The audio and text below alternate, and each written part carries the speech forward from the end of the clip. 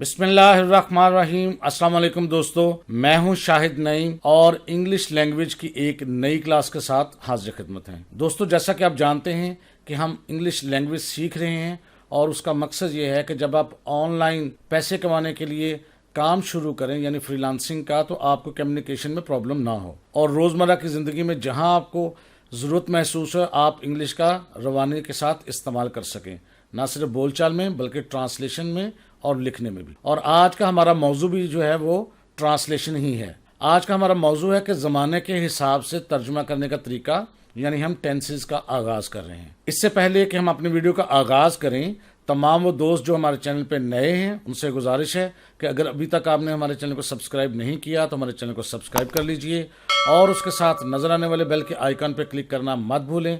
उससे ये होगा कि जब भी हम कोई नई वीडियो अपलोड करेंगे आपको उसका नोटिफिकेशन मिलेगा और आप उससे भरपूर फ़ायदा हासिल करेंगे।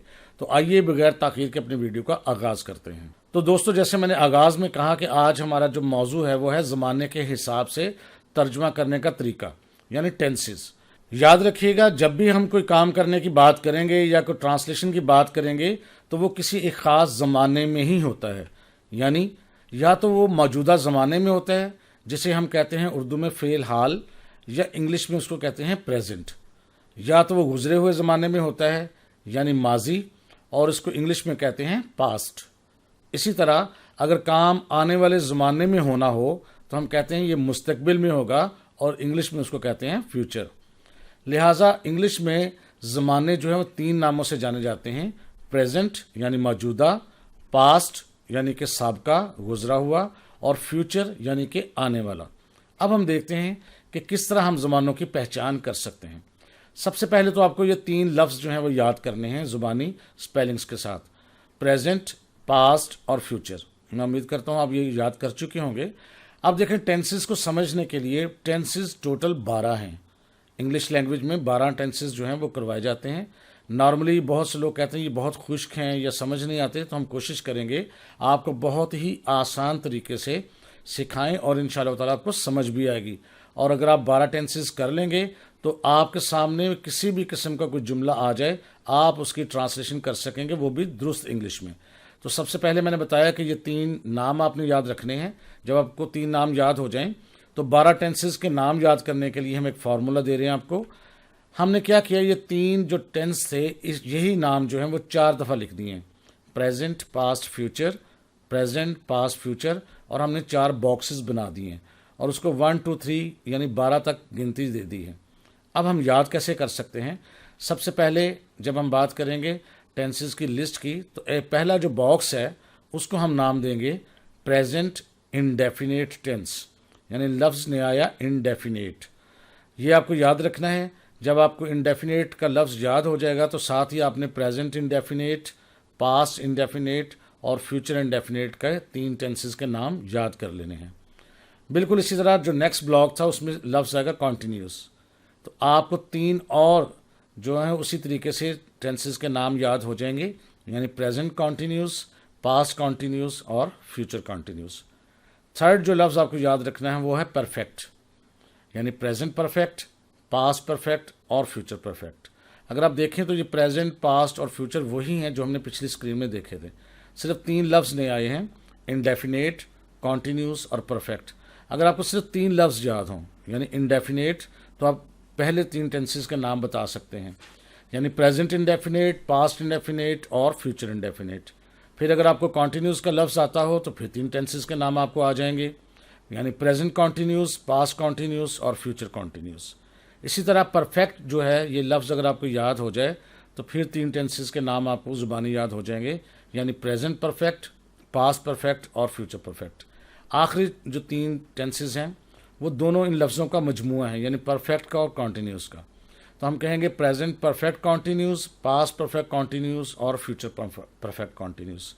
तो इस तरह आगे चलने से पहले आपको ये 12 टेंसेस के नाम ज़ुबानी आने चाहिए, फिर हम बारी बारी इनको देखेंगे।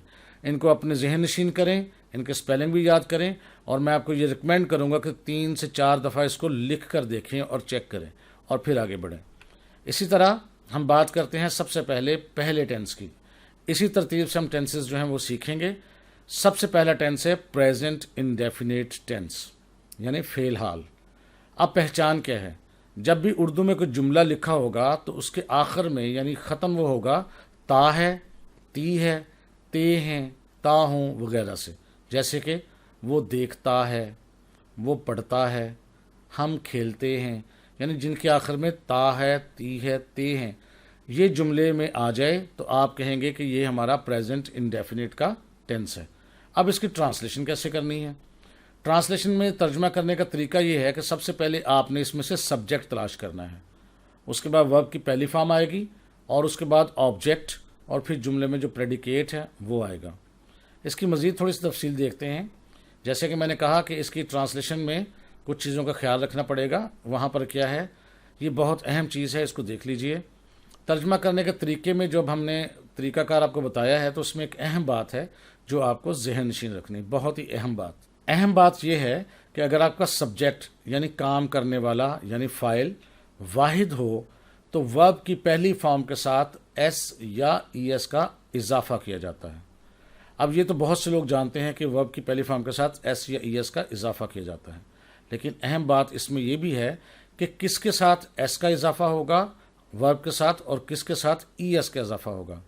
तो आप याद रखें कि वो तमाम वर्ब जिनके आखिर पर एस एस यानी double S, C H, S H, X या ओ आ जाए, ये 5 जो अपनी चीज़ें हैं याद रखनी है, टेबल पे लिखी हुई हैं।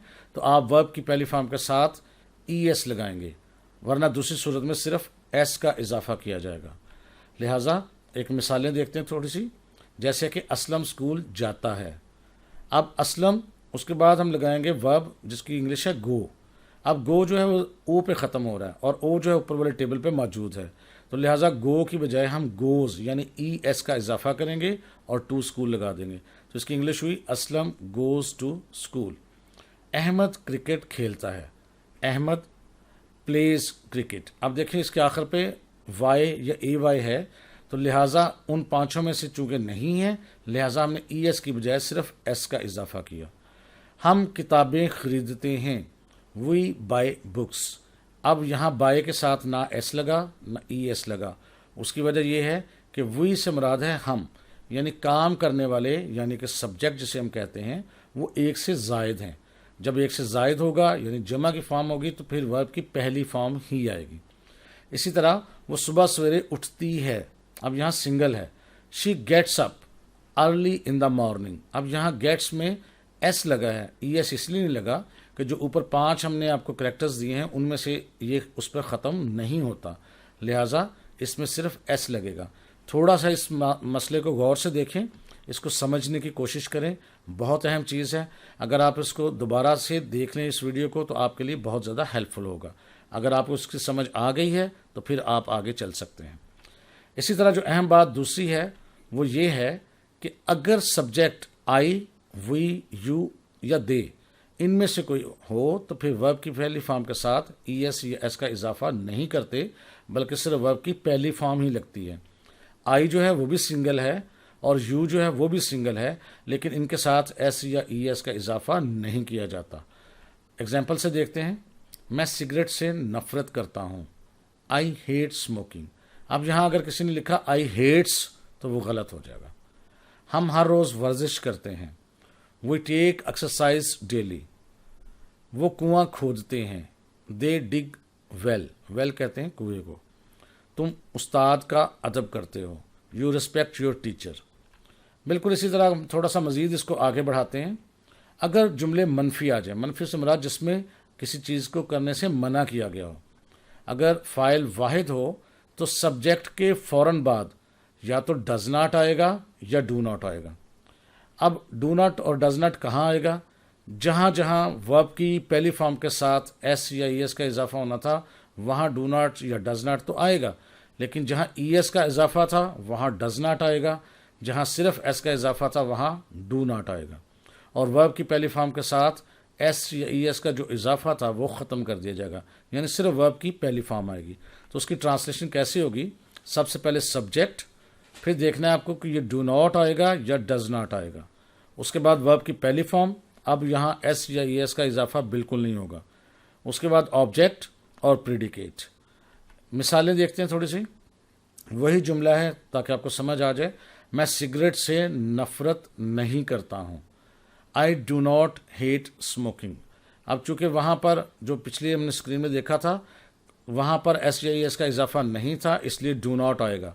अगर किसी वजह से वहाँ SEIS का इजाफा किया होता वर्ब की पहली फॉर्म के साथ तो फिर यहाँ डू नॉट की बजाय डज नॉट आता। हम हर रोज़ वर्जिश नहीं करते हैं।